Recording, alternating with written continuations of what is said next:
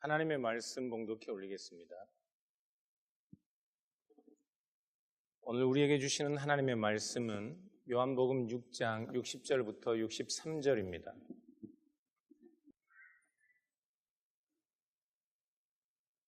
제가 봉독해 올리겠습니다. 제자 중 여럿이 듣고 말하되 이 말씀은 어렵도다. 누가 들을 수 있느냐 한데 예수께서 스스로 제자들이 말씀에 대하여 수군거리는 줄 아시고 이르시되 이 말이 너희에게 걸림이 되느냐? 그러면 너희는 인자가 이전에 있던 것으로 올라가는 것을 본다면 어떻게 하겠느냐? 살리는 것은 영이니 육은 무익하니라. 내가 너희에게 이른 말은 영이요 생명이라. 아멘. 도전받는 제자들이라는 제목으로 하나님의 말씀을 전하겠습니다. 요한복음 6장은 오병이어의 표적으로 시작하고 그와 관련하여 참된 양식에 관한 예수님의 말씀들이 기록되어 있습니다. 6장에서 흥미로운 것은 이야기가 전개되어 가면서 예수님의 말씀을 듣는 청중들도 변하고 있는 것입니다. 예수님의 말씀을 듣고 반응하는 대상들도 변하고 있는데 그 대상들의 변화는 그들이 예수님에 대한 태도와 관련되어 있습니다. 오병이어 사건에서 예수님의 말씀을 듣던 사람들은 무리들이었습니다. 6장 2절을 보면 큰 무리가 따르니 이는 병자들에게 행하시는 표적을 보았음이로라 말씀하시는데요. 이 무리들은 예수님의 병 고치는 표적을 보고 예수님을 쫓던 이들입니다. 이 무리들은 예수님의 오병이어의 표적을 보고 예수님을 왕으로 삼으려 했습니다. 이 5,000명 중에 특별한 열심으로 예수님을 쫓던 사람들이 있는데요. 그들은 바다 건너편에서 예수님을 찾고 있습니다. 22절을 보면 그들도 무리들이라고 묘사하고 있습니다. 그들은 디베랴 호수를 건너서 예수님이 계시던 가버나움까지 갔습니다. 그들에게 24절은 역시나 무리들이라고 표현하고 있습니다. 예수님은 그들에게 너희가 나를 찾는 것은 표적을 본 까닭이 아니요 떡을 먹고 배부른 까닭이라고 말씀하셨습니다. 무리들은 먹고 배부른 이유로 예수님을 쫓는 사람들이었습니다. 이 무리가 41절과 52절에서는 유대인들로 변합니다. 예수님은 자신을 찾아온 바다를 건너온 무리들에게 썩을 양식을 위하여 일하지 말고 영생하도록 있는 양식을 위하여 일하라고 말씀하십니다. 그리고 예수님께서는 자신이 하늘에서 내려온 생명의 떡이라 말씀하시고 그 말씀을 들은 무리들은 그 말씀 때문에 수군거리기 시작합니다. 요한복음은 그들을 유대인들이라고 말합니다. 42절을 보면 그들의 수군거리는 내용이 나오는데요. 이르되 이는 요셉의 아들 예수가 아니냐? 그 부모를 우리가 아는데 자기가 지금 어찌하여 하늘에서 내려왔다 하느냐? 예수님께서 내가 줄 떡은 곧 세상의 생명을 위한 내 살이니라 그렇게 50절, 51절에서 말씀하시자 유대인들은 사람이 어찌 능히 자기 살을 주어 우리에게 먹게 하겠느냐? 그렇게 52절에 다투기까지 합니다. 유대인들은 오병이어의 표적을 베푼 그리스도를 자신들의 왕으로 삼을 수는 있었지만 그가 하늘에서 내려온 참된 양식이며 생명의 떡이라는 사실은 받아들일 수 없는 사람들이었습니다. 그리고 오늘 본문 60절을 보면 무리들, 유대인들이 아닌 제자들이 등장하고 있습니다. 60절을 보니 제자 중 여럿이 예수님의 말씀을 듣고 말하되 이 말씀은 어렵도다. 누가 이 말을 들을 수 있는가 합니다. 여기 등장하는 제자들은 물론 예수님의 12제자들을 의미하는 것은 아닙니다. 예수님의 12제자들을 포함해서 예수님을 열성적으로 지지하고 따르던 그리고 예수님과 함께 동거하고 다니던 많은 사람들을 포함해서 제자들이라고 부르고 있습니다. 그런데 여기서 이 제자들이 듣기에 어렵다는 말은 예수님의 말씀이 너무 어려워서 이해하기가 어렵다는 말이 아닙니다. 예수님의 말씀은 받아들이기가 어렵다는 말입니다. 그래서 수근거리는 제자들에게 예수님은 이 말이 너희에게 걸림이 되느냐 하고 다시 물으십니다. 제자들에게 예수님이 하시는 말씀은 너무 분명했습니다. 그래서 무리들도 아니고 유대인들도 아닌 제자들이라도 그 말씀을 받아들이기가 어려웠던 것입니다.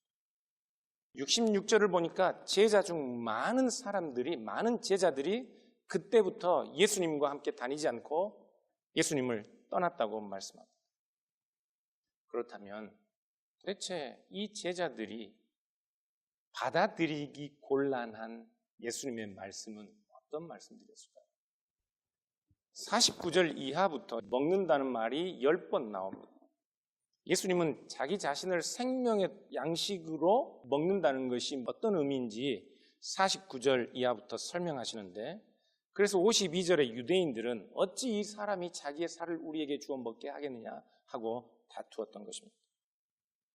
그래서 53절부터 58절까지 예수님은 그리스도의 살과 피가 과연 어떻게 세상을 위한 참된 양식이 되는지를 구체적으로 말씀하셨습니다.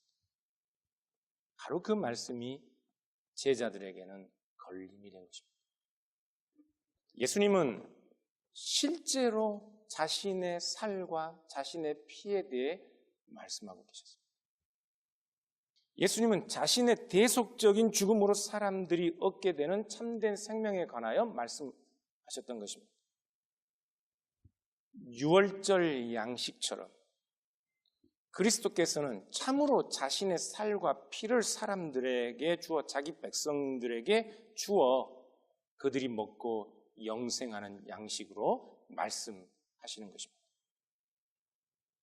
유대인들은 예수님이 하늘에서 내려오신 분, 그래서 예수님이 하나님께서 자기 백성에게 주시는 참된 양식이라는 사실을 받아들이지 못했습니다. 그들이 보기에 예수님은 5,000명 앞에 놓인 보리떡 5개와 작은 물고기 2마리처럼 초라해 보이는 존재였습니다. 그러나 예수님을 따르던 제자들에게 예수님은 그런 신분 중요하지 않았습니다. 그들은 표적을 보았습니다. 그들은 예수님의 놀라운 능력을 보고 확신했습니다. 이분이 참된 선지자이며 이분이 참된 이스라엘의 왕이시며 이분이 우리가 따를 분이라고 그들은 확신했던 것입니다. 그래서 그들은 바로 이 예수, 바로 이 그리스도와 함께 시작될 신천신지에서 영원토록 배부를 새로운 인생을 위해 자신들을 헌신할 준비가 되어 있었습니다. 그런 그들에게 예수님은 참된 양식에 관하여 말씀하시며 너희가 인자의 살을 먹고 인자의 피를 마시지 않으면 너희 속에 생명이 없다 말씀하신 거죠. 내 살을 먹고 내 피를 마시는 자는 영생을 가졌고 마지막 날에 내가 그를 다시 살리리라. 이 떡은 하늘에서 내려온 떡이니 조상들이 먹고도 죽은 그 떡과 같지 아니하고 이 떡을 먹는 자는 영원히 살 것이다. 내 살을 먹고 내 피를 마시는 자는 영원히 산다 말씀하셨습니다. 57절에 의하면 이 말씀은 영생이란 살아계신 아버지께서 그리스도를 보내심에 그가 아버지로 말미암아 사는 것 같이 그리스도를 먹고 그의 피를 마시는 자들도 그리스도로 말미암아 사는 것을 말씀하고 있죠. 그리스도의 살과 피를 먹고 그의 대속적인 죽음을 통해서 영생을 얻는 자들의 삶, 그 삶은 하나님이 지금 초라해 보이는 그리스도 예수 안에 계신 것처럼 초라한 그 그리스도가 하나님 때문에 하나님으로 말미암아 사는 것처럼 자신들도 이 초라한 그리스도로 말미암아 살게 될 것이라는 것에 관한 말씀이었습니다. 영생은 그들이 꿈꾸고 기대하는 것과는 다른 것이었습니다. 예수님의 영생에 관한 말씀에는 자신들이 영생에 관하여 듣고 싶어 하던 말씀들이 없었습니다. 신천, 신지, 새하늘과 새 땅, 이 로마 제국을 전복하고 새로운 메시아 그리스도가 세울 복지국가의 이상에 관하여 예수님은 단 한마디도 언급하지 않으셨습니다.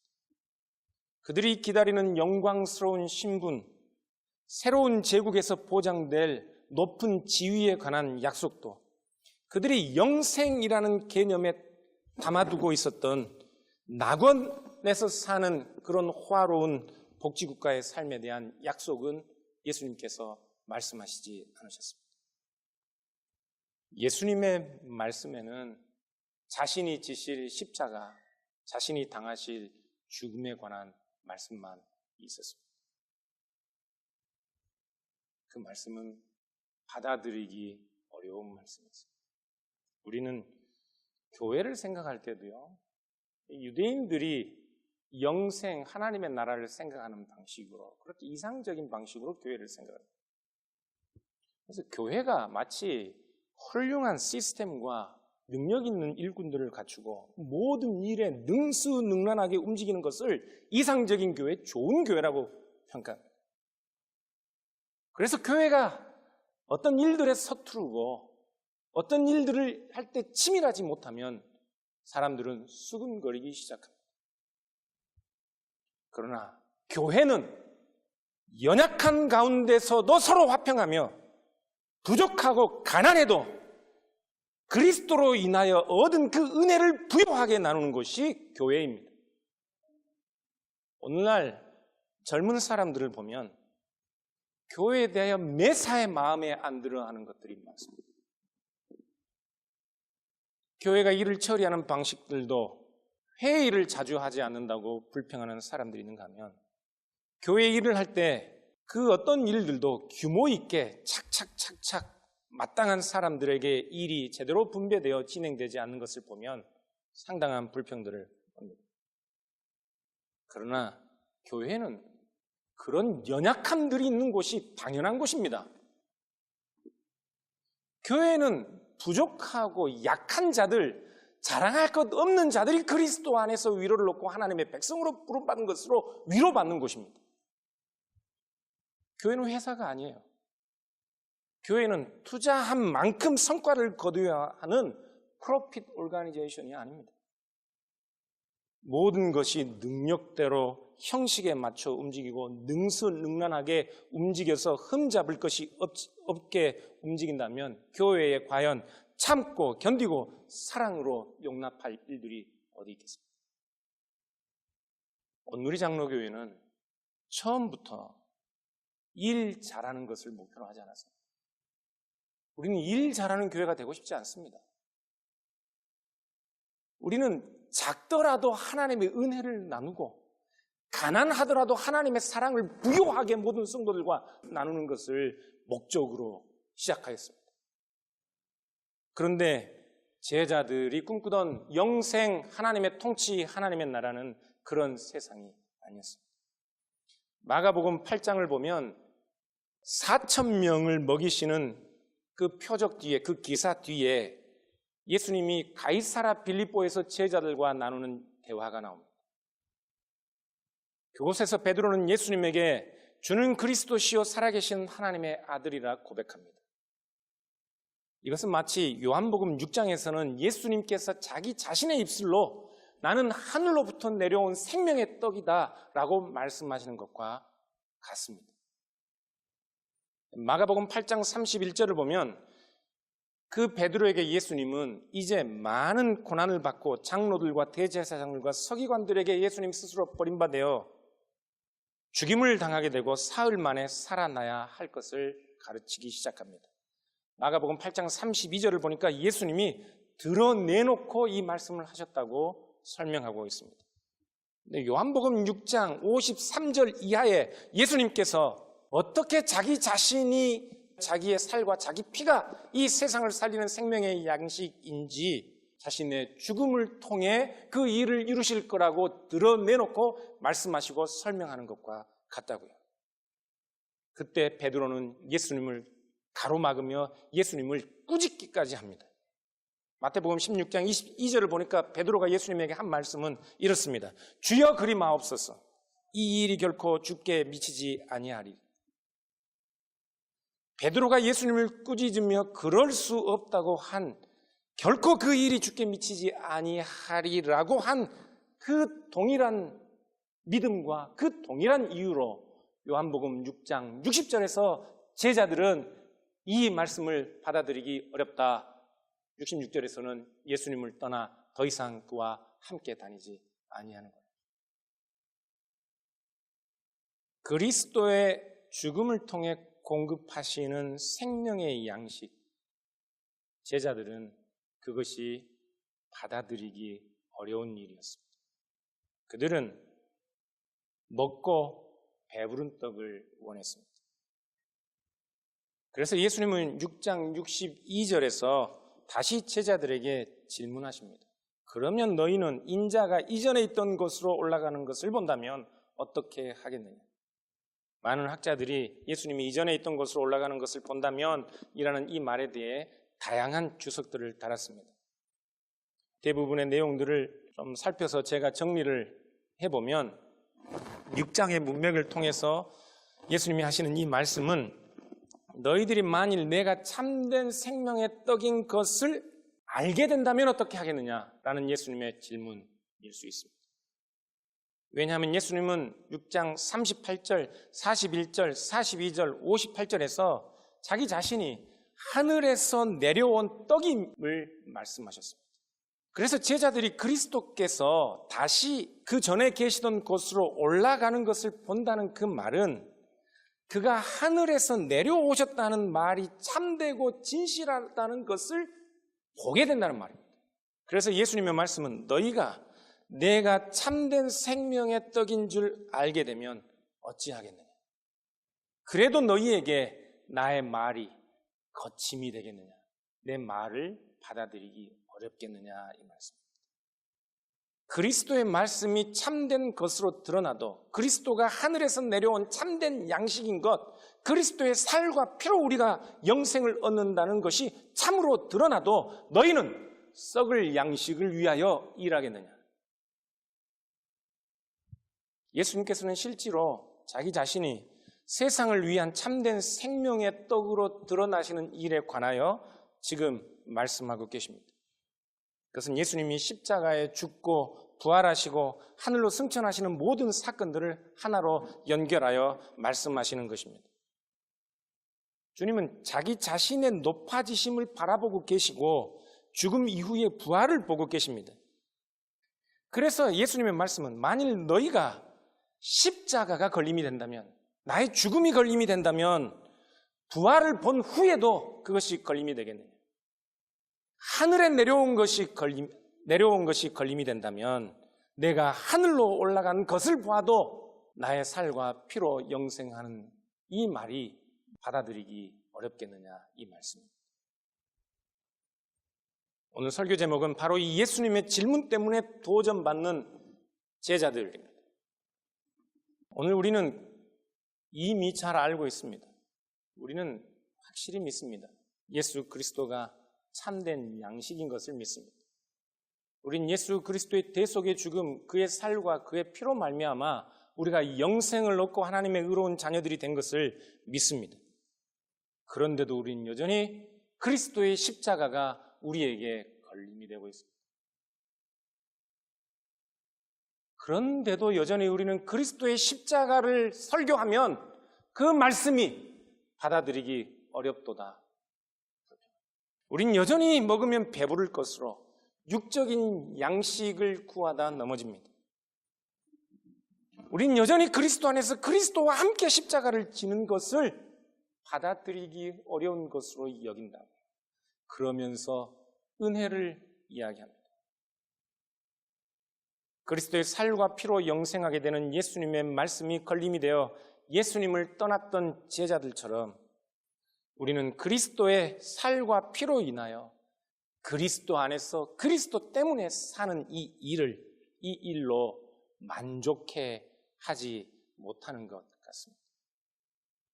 그래서 마태복음 16장 24절 이하 그리고 누가복음 9장 23절 이하에서 예수님께서 누구든지 나를 따라오려거든 자기를 부인하고 자기 십자가를 지고 나를 따를 것이니라 이 말씀은 오늘 요한복음 본문에도 우리에게 동일하게 적용되고 우리를 도전하는 말씀이 되는 것입니다.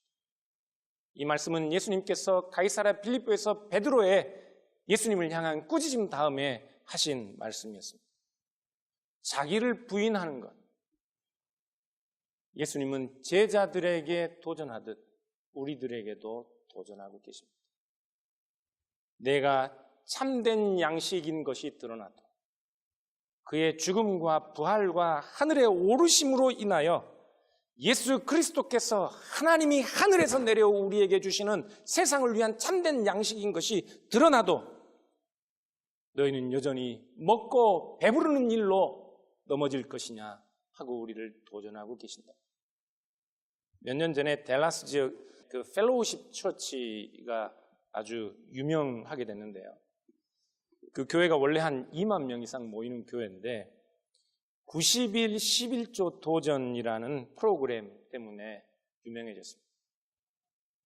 성도들에게 90일 동안 정성으로 11조를 내고 만일 성경이 약속한 복을 성도들이 받지 못한다면 교회가 그간 그들이 바쳤던 11조를 그대로 고스란히 리펀드 해준다는 프로그램이었습니다. 한 교회만이 아닙니다. 미국에 이런 교회가 이런 프로그램을 운영하는 교회가 여럿 있다는 이야기를 들었습니다. 사람들은 하나님의 능력이 무소불위하고 전지전능하니 못할 것이 없는 분이라고 생각합니다. 그래서 11조도 하나님을 섬기는 것도 그렇게 우리가 하나님의 어떤 욕구를 충족시켜주면 하나님이 물불 가리지 않고 우리의 모든 필요를 채워주시는 분으로 그의 전능하신 능력으로 그 일들을 이루시는 분으로 오해합니다.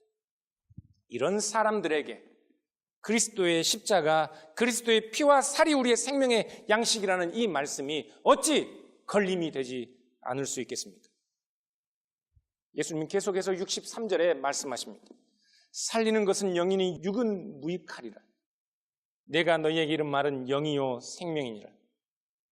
어떤 주석가들은 예수님의 육적인 말씀 너머에 영적인 의미를 찾아야 한다고 이 말씀을 해석하는 경우들이 있지만 전혀 그렇지 않습니다.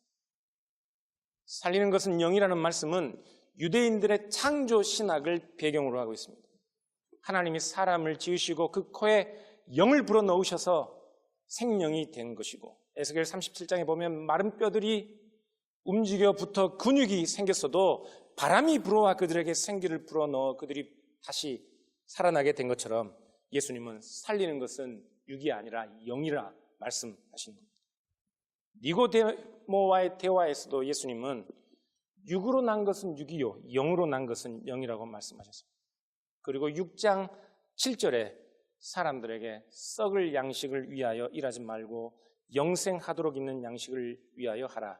이 양식은 인자가 너희에게 주신다라고 말씀하셨습니다. 그래서 예수님은 내가 너희에게 주는 이 말은 영이요 생명이라고 말씀하시는 겁니다. 주님이 주시는 말씀이 우리를 살리고 영생하게 하는 생명의 양식입니다. 사랑하는 여러분, 기독교는 먹고 배부르는 것을 보증하는 종교가 아닙니다. 예수 믿으면 만사 형통하고 세상에서 실패해도 예수 잘 믿으면 7전8교로 일어나 더 큰 성공을 보장받는 그런 종교, 기독교 그런 건 아닙니다. 오히려 기독교는 누구든지 이런 욕심에 사로잡힌 자기를 부인하고 자기 십자가를 지고 가라는 예수님의 말씀을 생명처럼 여기고 예수 그리스도와 함께 십자가를 지고 가는 자들의 종교입니다. 그러나 제자들은 예수님께서 예루살렘 성전에 입성하시기 전날까지 먹으면 배부른 빵을 구했습니다. 세베대의 아들 야고보와 요한은 먹으면 배부를 빵을 구했습니다. 예수님을 팔아넘긴 가룟 유다가 구하던 것도 먹으면 배부른 빵이었고 예수님이 잡히자 다 도망친 그 제자들도 그때까지 먹으면 배부른 빵을 구하고 있었습니다. 오늘 우리는 어떻습니까? 오늘 우리는 이 하나님의 말씀을 생명처럼 여기고 예수 그리스도의 죽음과 부활과 승천하심을 직접 눈으로 목격한 것처럼 참된 사실로 믿으면서도 우리는 여전히 그리스도의 살과 피로 만족하며 감사하며 사느냐 말입니다. 사랑하는 여러분, 주님께서는 여러분들에게 제자들에게 도전하셨던 것처럼 도전하고 계십니다. 인자가 이전에 있던 곳으로 올라가신 것을 본다면 그리스도의 죽음으로 인해 그의 살과 피로 말미암아 얻은 영생을 가지고도 먹고 마시는 것으로 걸림이 되는 인생을 살겠느냐? 사랑하는 여러분, 우리가 왜 이 자리에 모여 있습니까? 그리스도를 믿고 그리스도를 통해 하나님을 예배하는 이유가 무엇입니까? 우리가 이 자리에 모인 것, 우리가 이 자리에 기쁨과 감사함으로 서 있는 이유가 그리스도의 살과 피로 얻은 영생 때문이 아니라면, 그리스도의 말씀으로 얻은 우리의 영생 때문에 우리가 이 자리에 서 있는 것이 아니라면, 우리는 예수님께서 제자들에게 도전하시는 그 질문에 여전히 잘못된 답을 하고 있는 것입니다. 그러므로 사랑하는 여러분, 우리의 참된 생명이신 그리스도와 그리스도의 말씀으로 배부른 온누리 장로교회 모든 교우들 될 수 있기를 우리 주님의 이름으로 축원합니다. 기도하겠습니다.